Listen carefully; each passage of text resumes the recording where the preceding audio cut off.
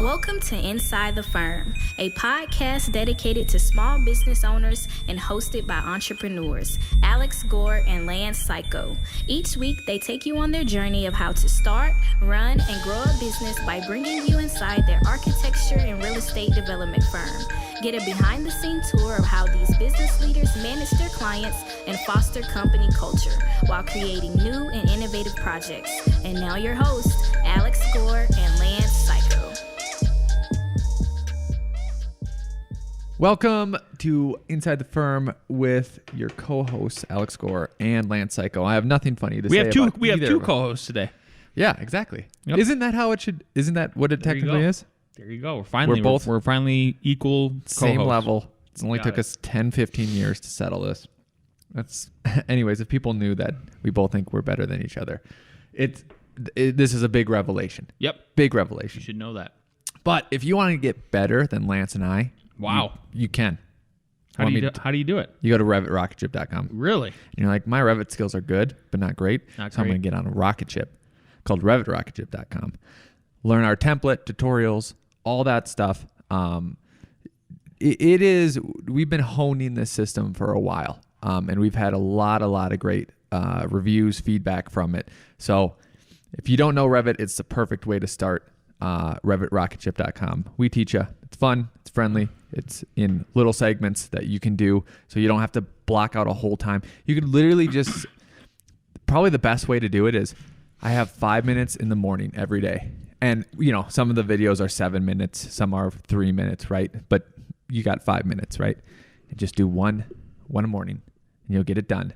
And you'll probably be so excited and have so much fun, you'll finish it faster than that. Yep. RevitRocketShip.com. Man, and then once you board that rocket ship, what you need to do is what all the other architects have been doing for 30 years. Is they've been going to arcat.com and arcat.com has nearly 30 years of experience assisting architecture professionals in their search for the best products for their projects that you can then put into Revit.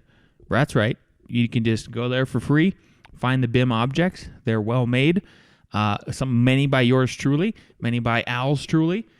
So starting as a desktop reference with listing and manufacturer's catalogs, ArcCat has now evolved into the #1 most used website for finding building product information. Today, ArcCat is an invaluable tool for AEC professionals, offering a powerful product search engine that is backed up by up-to-date CAD, BIM, and specifications. And just as it was in 1991, ArcCat offers all of this at no cost to the user without requiring registration. Visit arcat.com today and see why architecture professionals have used it for 3 decades. That's ARCAT.com to start building better content today. We have an important announcement. We do. A couple days ago, was it Monday? This week did fly by. It went by fast. On Monday, we filmed another whole section. Probably the last section. There's some things I'm going to add just personally about some of the templates that I'm honing. I actually want to talk to you, and we'll do it right after this. Put in the notes, the new bidding spreadsheet, right? Okay. So we filmed that. We are literally getting our filmographer. Is that the term? Videographer. There we go. Thank you. To cut it all together because, we had different cameras and all that. And we are launching it February 12th, architect to builder. If you are thinking about growing in that way or taking the leap or even becoming a CM or prepping yourself for the future, honestly, we think you should do it. It's been great for us, and we want to lay out our path to success to hopefully help you succeed. If you want to get in on it early before everyone else, email me at akg@f9productions.com. We haven't figured out all the pricing. We haven't figured out all the promotion, but everyone that emails me before February 12th will get a discount. Yes. That those Early bird special. Yep. Those past February 12th will not get. Yep. So if you were ever even just considering it or thinking like, hey, I might considering this, email me so that we have you on the list so that you will get the special deal. And honestly, just even if you're thinking about it, because if you hear us February 12th or see the promotions, you're like, oh, then I want it. Like, well, then you're paying the full price. So that's just how it is. It helps us know demand, helps us kind of wrap up. So email me at akg@f9productions.com. Yep. And you will be hearing us on multiple podcasts coming up soon about the launch on Friday, February 12th. All the big ones, all the big architecture podcasts. We're excited to be on them, talk with everybody. So if you hear it here, you're probably going to hear it somewhere else too. So we're gonna be in your ear. I think it's going to be super beneficial. We lay it out there just like we do with this podcast. Lay it all out there, basically bare, and try to help people from the ground up. Yep. Get a leg up. Yep. So sign up. Do it. So let me tell you, Lance, one of the files that we're going to include. Nice. Right? Okay. So one of the big learning steps of construction is, what are all the steps?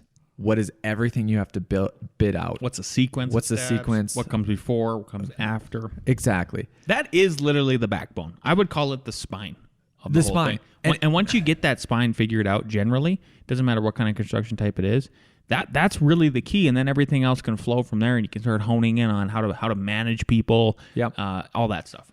And I've had, literally on a house, $10,000 misstep, like $10,000 that wasn't accounted for, right? So like what I'm telling you about could help you save $10,000. Yep. Like, so Lance, when we started our firm, one thing that we looked at was, hey, this is all great. We know we've been at firms for a little bit, but we are going to model like it gets built. Yep. We're just going to simplify things and relate it to the real world as much as possible, right? So I've looked at our bid for construction spreadsheet. I've looked at Nick Renard's. I've looked at another one, two other ones from other contractors. And it's either in, like category, like what are those codes? CSI codes. CSI codes, right? Specifiers Institute. Right. Or, and I've looked at the bank one, right? Yep. Or it's just kind of listed and there's a whole bunch of them. And I go, well, this isn't how it gets constructed. Yeah. This is not how it gets constructed. Yep. So I broke it apart into the phases of construction. I like it, Al. I love where he's going with this. Because I thought too, okay, let's say one of our guys takes over a construction job. Mm-hmm. This is going to help them lay out the steps and the sequences so that they Sounds know like a 2-second move to me. Exactly. I've been doing this in the morning during my 2-second time. But then obviously like it's going to apply to this course and it's going to help everyone else out. Mm-hmm. So I broke it into those sections, and then I even broke it into, if you know plumbing bids. When we get plumbing bids, we get rough plumbing this much. Yeah. Final plumbing this much. That's about as much detail as we get. So I have a section that's, rough plumbing, rough electrical, whatever. And later I have final, and I have final electrical, final plumbing, all that stuff. So that they know that there's these sequences and that these things happen in these orders.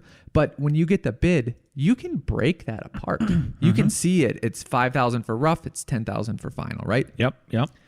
And then I go, okay, let's make this even simpler and help people too.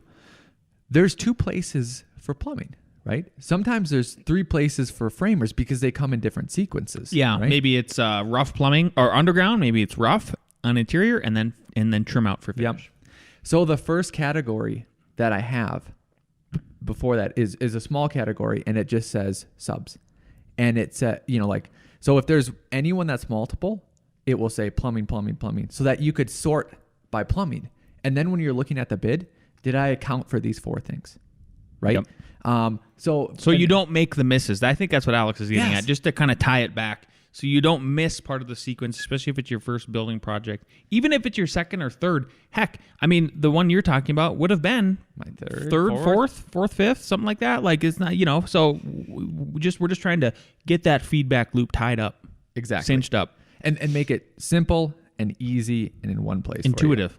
Exactly. So it literally becomes intuitive, right? Thinking of just sequences. I really like this idea. Yep. And then, something. Somebody ought to pay Al more. Yeah. And I literally, I'm going to say in the course, but then also to the people here, like you have to fill out a number for this or put in there NA. So you make sure that it either doesn't apply, fireplaces, they have no fireplace. Sure. NA. But if there's 4 things for plumbing and you don't have a number in each one of those, you better look back at your contractor, put NA in there so you don't miss it. Mm-hmm. So smart. Okay. Smart man doing smart things. It's exciting. Very exciting. You make me think, though, that we need to actually, I'm going to just say it on air, that we need to modify one of the videos to then cut to the previous ones that we recorded to cut to the new modified bid sheet. Is that right? Or no, we don't need to. We went over the spreadsheet, and it's still going to work with that percentage thing. And then at the end, we have a section called resources, and I'm going to go over the final resources. And this is like an additional resource, a bonus, if you will. Yeah. Cool. Yeah, but we even said in that first video is like, hey, look at the resources. We'll have a final one. Excellent. Yep. Excellent. And what's great about the like why here's what I would say about. Sorry to interrupt. Interrupting, Lance. What I would say is like these are templates for you to modify and you to make your own. Really, that's like right. Our ideas are only our ideas. Take them as far as you feel comfortable with, and then modify them. Yes, because we do the same whenever we go into courses like this or books or whatever. Right. But I feel that what I'm doing right now and what everyone can get once this course comes out is as powerful, and we know it's been proven as Revit Model Like It Gets Built. Yes. None of the bid spreadsheets are broken down into. They're broken down maybe into CSI categories, but not into the sequence that construction happens. Yeah. And it just simplifies it and makes it more clear. Mm-hmm. So email me, akg@f9productions.com. Make that happen today. I'll tell you what I'm going to make happen. We're going to talk about some numbers, okay? That's Let's exciting. So my friend Lucas Reams, architect and director at Trimble Consulting, he's been on the podcast before 2 years ago. When we were still doing in-person conferences, hope to start them again one day. Who knows? That would be fun. Yeah. Actually, it would be fun. It would actually really be fun. I would like to go to the International Builder Show. In Florida? Yes. Swamp people? Nick Renard? He's a High swamp fives. person? Constant high fives. Do you think he's an alligator in a man suit? Of course. Is there any question about that? There is no Nick Reed today. So sad. So sad. Anyway, Lucas is a data-driven individual. He is a super smart guy, and he posted on LinkedIn 2 days ago the construction industry's most important data, all in one place. So I thought that we should look at some trends because this is a business podcast. You need to be abreast of trends, and so let's start at the top here. I've got a link, and maybe Al will include it in the show notes. It's basically the website is go.constructable.trimble.com, and I think you could find it from there. And literally, it's called the construction industry's most important data all in one place. Like it's verbatim of what Lucas posted. So, Architecture Billings Index is one of the first ones, and that's what all architects are always interested in, right? The AIA is kept pretty abreast of it. So before the pandemic hit, before the government locked everybody down and did all that they did, in February of 2020, billings were up. We were above the 50 mark average. So the way it works is the AIA's Architectural Billing Index reflects business conditions at U.S. architecture firms where 50's flat, 50 plus is growth. So we were growing. Then if you look at this chart, we went all the way down, which makes sense. From like 53 20, in February to 27 in March. 20, yeah. So wow. Cut it in half. I mean, they shut down the economy. Everybody knows that. Look what happens.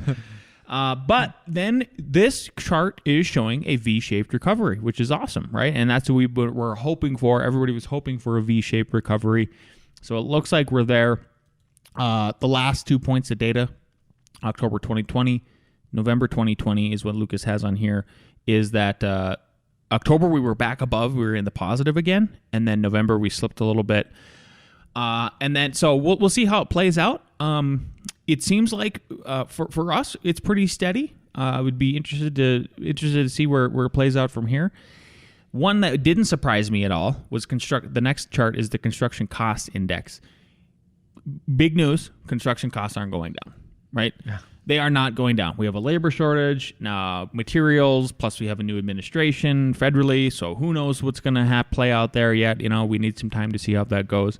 But if you are a builder or even an architect and you're listening to this, I think you should be conservative with your estimates for people and just be flat out honest about it and kind of blunt in a way that works for you. Costs aren't going down anytime soon. And the biggest thing you can do is reduce square footage and design super efficiently, 2-foot increments, stuff like that, in order for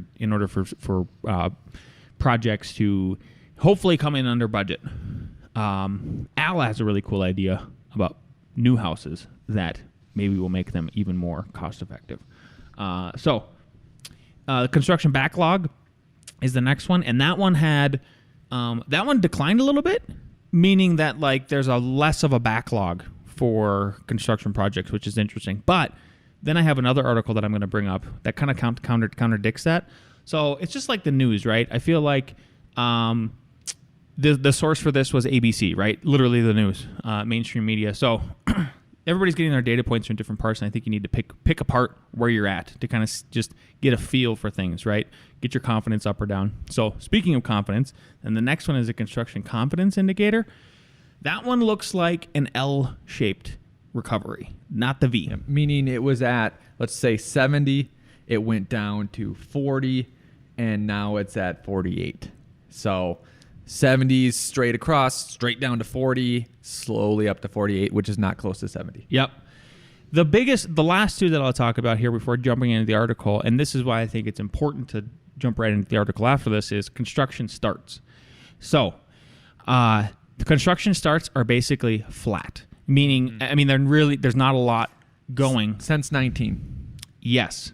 They're generally flat, which is concerning because before the pandemic, the figures we were hearing was demand to supply was 2-to-1, meaning there's 2 buyers for 1 house.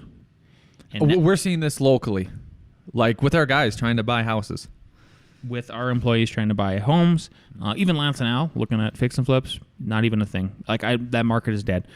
Market is dead because it's just so competitive. Like it doesn't make any sense, unless you found some kind of crazy deal, or I don't know, private deal. I don't know. Construction. The last one is the construction spending. Again, it's through the roof. Just through the roof. Like it looks like it dropped a little bit again. When the pandemic hit. And then it shot right back up. That one's a V-shaped recovery. So what does that mean if we're flatlining? What does it mean if we're flatlining with new builds? We've been that way for years, right? And at the same time, all the construction costs are going up, right? Plus, it looks like the billings are going back up for architecture. That means housing prices are only going to go higher and higher and higher, right? Even though Market Watch just came out with this article yesterday, new home construction activity soars to highest level in over a decade. Over a damn decade. There was another. This is for the whole U.S.? Who is this? Yes. Say that. From who? Market Watch. Okay. Pretty good business website. I check. I read them at least once a week for stocks or whatever. So builders constructed single-family homes at a 12% faster pace in December. But remember, when you look at the whole graph, it's still basically flatlining when you take the average, meaning, okay, that's good news, but it's still not even close to starting to close that gap with in demand to supply, right? So your real estate is an excellent investment. It has to be at this point, right? So just some quick notes from the article. U.S. home builders started construction on homes at a seasonally adjusted annual rate of 1.67 in December, representing a 5.8% increase from the previous month's figure. So that's good. But again, like that kind of percentage, like you'd be having to talk about something like a 25 to 50% increase to really start taking a chunk out of the thing. So I have a question for you, Al, right? Okay. I have so, an answer. What is the solution here to get those numbers up, if ever? For building? Can I only know Colorado right now. Yeah, Colorado's fine. Yep. You have to. Colorado has 2 big issues, and I've looked into this. You have to massively reduce the site plan review timeline and structure for new housing developments, whether it be multifamily or new neighborhoods. And I mean, like, you need to simplify it so much. Across the board. There's got to be like a rectification. And I'm actually happy with Longmont because we gave them some criticism and they came out with like a checklist, right? Yep. So at least they took it. They took it for real. They even have examples of exactly how they want the drawings to look. Right. Good. And I'm happy with that. But I'm also unhappy because now they're going to be looking at this checklist and be like, oh, you didn't put this graph where we want it or this one. And it's like, again, you saw that graph was on the same page. It was just on the other side. Like, doesn't really matter? affect the building. Doesn't affect the building. Yep. And then the other thing that's hitting Colorado is buying water. Yeah. Water is huge. Yep. And because we live in a literally it's technically a semi-arid desert. Yep. It's not a joke. We live in a damn desert. Yep. And then how do you pay for that? Because okay, water prices might not go down, but you have to pay for raw water immediately, and that is instantly a $16,000 hit at the minimum for even starting. And that's not even talking about all the other tap taxes and fees. You're easily looking at $30,000 to $50,000. $30,000 to $50,000, and you didn't even buy land yet. Yep. You didn't even buy the land yet. Now, if land costs you $100, now you're at $150. Okay. You're starting at $150. It's not a building code thing. It is a zoning issue. It is a planning issue. It is a big picture issue. Right. So if you had let's say you're trying to do affordable 1,000 square foot houses, which you could get 3 bedrooms in. I know you can. Off the bat, your price per square foot right now is $150 for the land and for that. Now, let's say you could somehow get the land down to $50. You're starting at $100 a square foot. Okay.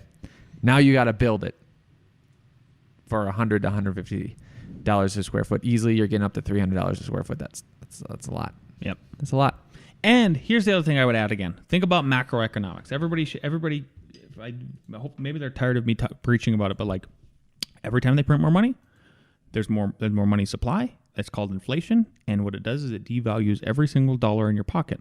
So cash is trash, right? So where are people going to who have any kind of capital that they need to make that, who know that you need capital is useless unless you're making it work for you in some way. You're buying real estate, you're buying stocks, you're making a new business, making a machine. Yep, a business is an excellent example too. Yep, this is a different kind of asset, right? But you're not putting it in bonds or anything. So a lot of people are looking at the real estate market and going like we are with this perspective of we are way under we're underserving the market entirely just because we cannot build houses fast enough because of all the reasons Alex just kind of talked about plus more. And the only way our money is going to increase is if we put it back into homes. So then you're competing against also investors, not just people who want a house, like our young folks who are gainfully employed at F9. They're going to buy a house hopefully. So think about that, and then see how you can capitalize on that. I think, right? Whether it's you investing in new homes, you maybe taking the course, so you could build some houses, right? There's all kinds of ideas there. Real estate is still real estate is the final thing I'd say is the real estate sector is in great shape. It's in great shape, and don't listen to the people who think it's a bubble again. It's not because of the demand, and the lending regulations are not even close to the same. They're not doing it anymore. Like when we were leading up to the last recession, one other thing you could do is and I was talking to actually one of our employees about this because we were talking about appraisals, and we both heard from different lenders the same thing, and that was before the crash, lenders were able to talk directly to appraisers. And that's kind of collusion. Yeah, you can't do that. Kind of. Yeah. The definition. So basically, they would say, "Hey, appraiser, this needs to appraise for $391,257." You can't do that. Now there's a system, and it's set up better. Yeah. So you can't do that. You shouldn't do that. It's fixing the system. So see what you can do with all that. That's what I got from that. And I have a little bonus piece of information here, and that is there is no Nick Reeds. We have that on the schedule. Yeah. Thumbtack Sales Advice is no sales advice. So what do I mean by that? Yeah, what do you mean? What I mean by that is I've found out a new tactic recently on Thumbtack, and that is people will contact. This is a very specific typology. Two different kinds. So the first one that I find that I'm getting is somebody emails me or messages me on there and contacts, and they say master bedroom addition above garage. That would be, they want to basically have a little suite above the garage, whether it's detached and detached. And the first thing I ask them, as I don't throw them a number, is I say, hey, I'm interested, but the first thing to do would be for us to make sure you can do the addition per your property zoning. We are happy to look in that view before we prepare a proposal. What's your address? Now, I hear some people screeching in the background right now, and they're saying, free work. Yeah, exactly. There was Al. Yep, you're giving out free work. It took 5 minutes. It's a softer way to keep the conversation going, and you're helping them. Not only that, but this is a 2-second thing, because we have found... You'd be wasting your time if you did all this work and bingo. So 5 minutes instead of maybe a half hour putting together a proposal. Meeting another half hour. I mean, easy an hour or two. So take that for what it's worth. The other one I've been seeing lately, and I think this is a COVID thing. I also think this one is even a COVID thing because people are talking about, an additional unit where mom could live or grandma or grandpa or whatever. Is like these little studios in the back of their backyards. ADUs? So, yep. Kinda. ADU, but like this one that I'm going to go meet with this gal soon is today, actually. This is literally why I'm bringing it up today is did the same thing. She contacted us and said, hey, I'm looking to do this like yoga studio in the back of my backyard. And we said, well, I'm interested, but here's, we need to do some zoning research. For that one, this is an experiment. I'm always experimenting on here. I said it'll take us an hour to do it, so we need to bill you for that, and here's our fee. And she agreed, and we sent her a link. She paid, and we did the research, sent it back. Now I have an additional paid meeting with her to go down there because the preliminary research was good in her favor. And then here we go. So we might do a little yoga studio. Awesome. There's your no sales advice. Yeah, don't tell, serve. Ha! Bam! Look at Al. That needs to be a shirt. What do we got next? We have, let's bring down the team for A.R.E. Jeopardy.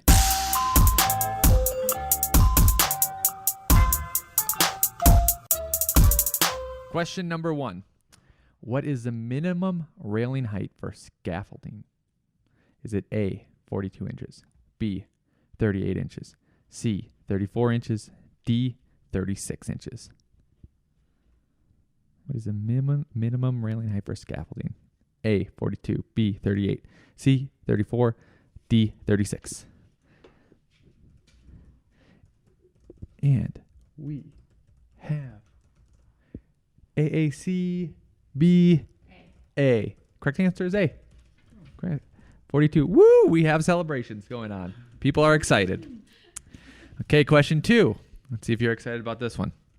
A non-return valve is known as A, check valve, B, full port valve, C, stop and waste valve, D, needle valve. And afterwards, I can tell you what each one of those valves are. A, check valve, B, full port valve, C, stop and waste valve, D, needle valve.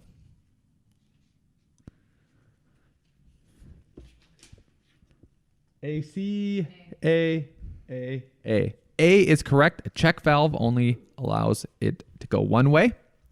A full port valve basically is your traditional one that you see that just opens or closes. A stop and waste valve is basically a T valve.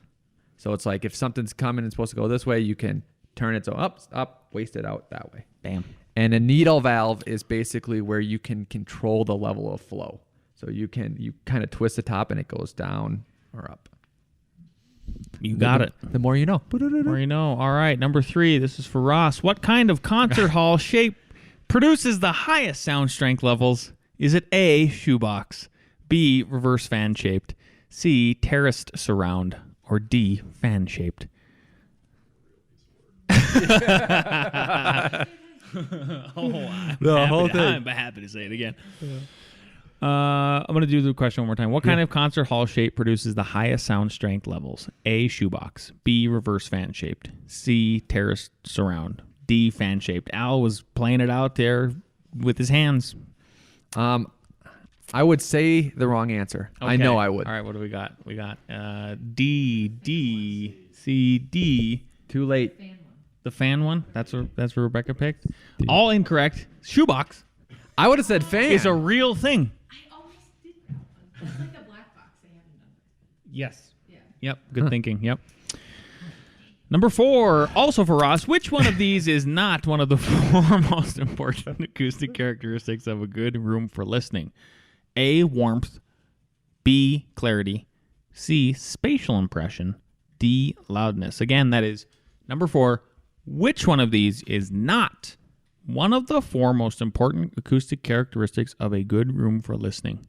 A, warmth. B, clarity. C, spatial impression. Or D, loudness. This one should be easy. We have A. I say A. A. Wow, a lot of A's. D. It is B, clarity. So here's what why. was A again?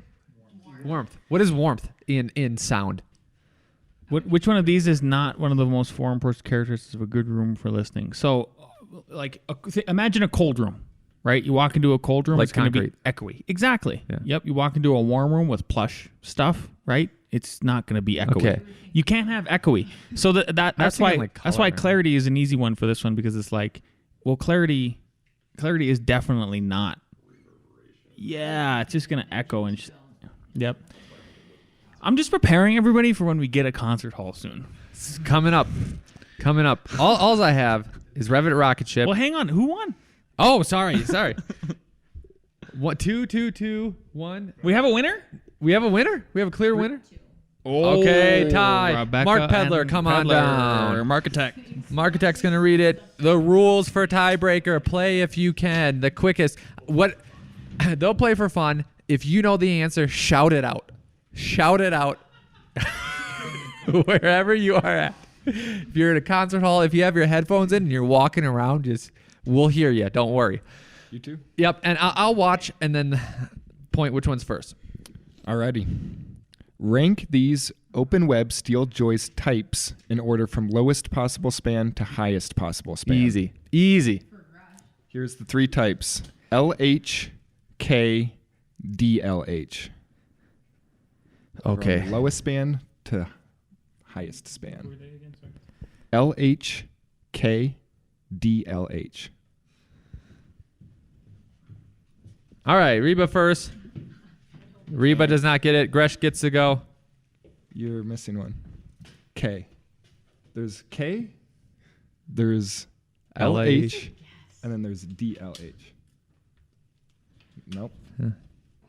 We are guessing. We're guessing the sequence. Nope. Okay, after Gresh guess, I have a question. Nope. Okay, pause. Reba can go first. You're going to go left. Describe what these letters Okay. mean. Well, that's going to give it away. That's fine. I feel like they're steel shaped. K stands for common. LH stands for long span. DLH is deep long span. Oh, so just write that down.